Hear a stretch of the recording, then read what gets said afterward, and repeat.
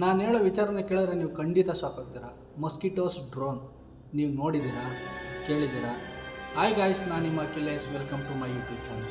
ನೀವು ನಿಮ್ಮ ಮನೆಯಲ್ಲಿರಬೇಕಾದ್ರೆ ಯಾವುದಾದ್ರೂ ಸೊಳ್ಳೆ ನಿಮ್ಮ ಕೈ ಮೇಲೆ ಬಂದಾಗ ಈ ಥರ ಹೊಡೆದ್ರೆ ಅದರಿಂದ ಬ್ಲಡ್ ಬರೋ ಬದಲು ಆಯಿಲ್ ಅಂತ ಲಿಕ್ವಿಡ್ ಅಥವಾ ಮೈಕ್ರೋಚಿಪ್ ಏನಾದರೂ ನೀವು ನೋಡಿದ್ರೆ ಖಂಡಿತ ಶಾಕ್ ಆಗಬೇಡಿ. ಯಾಕೆಂದರೆ ಅದು ಚೈನಾದವರು ರೆಡಿ ಮಾಡಿರುವಂಥ ಮಸ್ಕಿಟೋ ಡ್ರೋನ್.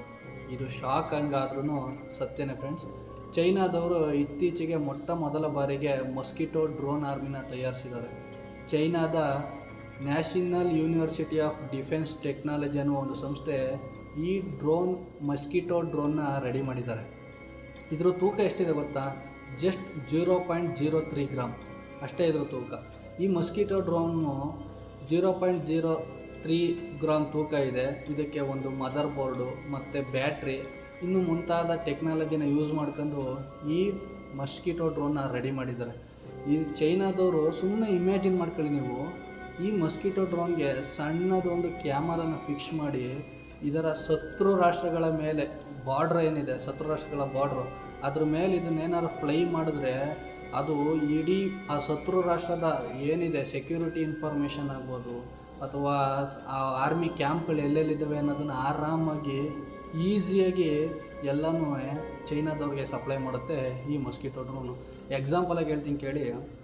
ಇದೇ ಚೈನಾ ಒಂದು ಮಸ್ಕಿಟೋ ಡ್ರೋನ್ಗೆ ಒಂದು ಸಣ್ಣ ಕ್ಯಾಮ್ರಾ ಫಿಕ್ಸ್ ಮಾಡಿ ನಮ್ಮ ಇಂಡಿಯನ್ ಬಾರ್ಡ್ರ್ ಮೇಲೆ ಫ್ಲೈ ಮಾಡಿದ್ರೆ ನಮ್ಮ ಸೆಕ್ಯೂರಿಟಿ ಇನ್ಫಾರ್ಮೇಷನ್, ಅದ್ರ ಜೊತೆಗೆ ನಮ್ಮ ಸೈನಿಕರು ಎಲ್ಲೆಲ್ಲಿದ್ದಾರೆ, ನಮ್ಮ ಆರ್ಮಿ ಎಲ್ಲೆಲ್ಲಿ ಕ್ಯಾಂಪ್ ಹಾಕಿದೆ ಅನ್ನೋದನ್ನು ಪೂರ್ತಿ ಇನ್ಫಾರ್ಮೇಷನ್ನ ಈಸಿಯಾಗಿ ಚೈನಾಗೆ ಕಳಿಸ್ಕೊಡುತ್ತೆ.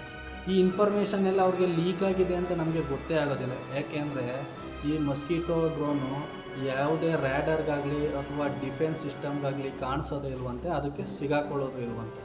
ಹಾಗೆ ಇಮ್ಯಾಜಿನ್ ಮಾಡ್ಕೊಳ್ಳಿ, ಚೈನಾ ಇದ್ರ ಜೊತೆಗೆ ತಮ್ಮ ಶತ್ರು ರಾಷ್ಟ್ರದ ವಿರುದ್ಧ ಯುದ್ಧ ಮಾಡೋಕ್ಕಿಂತ ಮುಂಚೆನೇ ಗೆಲ್ಬೋದು. ಹೇಗೆ ಅಂತೀರಾ? ಇದೇ ಮಸ್ಕಿಟೋ ಡ್ರೋನ್ಗೆ ಸಣ್ಣದಾಗ ಒಂದು ಪಾಯ್ಸನಸ್ ಸಿರೆಂಜಿನ ಫಿಕ್ಸ್ ಮಾಡಿ ಶತ್ರು ದೇಶದ ಸೈನಿಕರ ಮೇಲೆ ದಾಳಿ ಮಾಡಿದ್ರೆ ಯುದ್ಧಕ್ಕಿಂತ ಮುಂಚೆನೇ ಶತ್ರು ದೇಶದ ವಿರುದ್ಧ ಆಲ್ಮೋಸ್ಟ್ ಗೆದ್ಬಿಡ್ತಾರೆ. ನಿಜ ಅಲ್ವಾ? ಚೈನಾದವ್ರು ಎಷ್ಟು ಮುಂದುವರೆದಿದ್ದಾರೆ ನೋಡಿ, ಅವರ ಕ್ರಿಯೇಟಿವಿಟಿಲಾಗ್ಬೋದು, ಅವರ ಟೆಕ್ನಾಲಜಿಲಾಗ್ಬೋದು. ಇವಾಗ ನೀವು ನೋಡ್ತಾ ಇರ್ಬೋದು, ಆಲ್ರೆಡಿ ಮಸ್ಕಿಟೋ ಡ್ರೋನ್ ಆರ್ಮಿನೇ ರೆಡಿ ಮಾಡ್ಕೊಂಡಿದ್ದಾರೆ.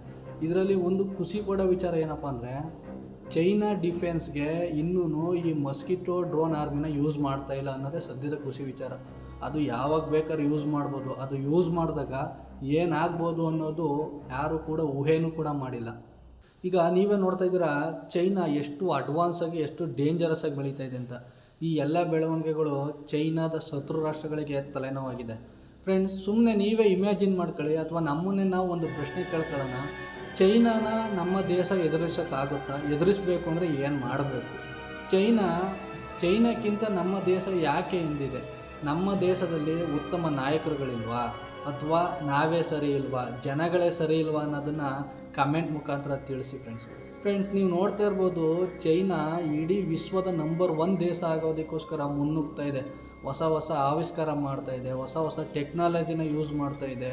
ಇದ್ರ ಮುಖಾಂತರ ಅದು ವರ್ಲ್ಡ್ ನಂಬರ್ 1 ದೇಶ ಆಗೋದಕ್ಕೆ ಹೋಗ್ತಾ ಇದ್ರೆ, ನಮ್ಮ ದೇಶದಲ್ಲಿ ನಾವುಗಳು ಇನ್ನೂ ಜಾತಿ, ಧರ್ಮ, ಆ ಪಕ್ಷ ಈ ಪಕ್ಷ ಅಂತ ಇನ್ನೂ ಕಿತ್ತಾಡ್ತಾ ಇದ್ದೀವಿ. ಫ್ರೆಂಡ್ಸ್, ನಮ್ಮ ದೇಶ ನಂಬರ್ 1 ಆಗಬೇಕು ಅಂದರೆ ಏನು ಮಾಡಬೇಕು ಅನ್ನೋದನ್ನು ಕಮೆಂಟ್ ಮುಖಾಂತರ ತಿಳಿಸಿ. ಈ ವಿಡಿಯೋ ನಿಮಗೆ ಇಷ್ಟ ಆಗಿದ್ದರೆ ಒಂದು ಲೈಕ್ ಮಾಡಿ. ಇಂಥ ಹೆಚ್ಚಿನ ವಿಡಿಯೋಗಳಿಗಾಗಿ ನನ್ನ ಯೂಟ್ಯೂಬ್ ಚಾನಲ್ನ ಸಬ್ಸ್ಕ್ರೈಬ್ ಮಾಡ್ಕೊಳ್ಳಿ. ನಮಸ್ಕಾರ.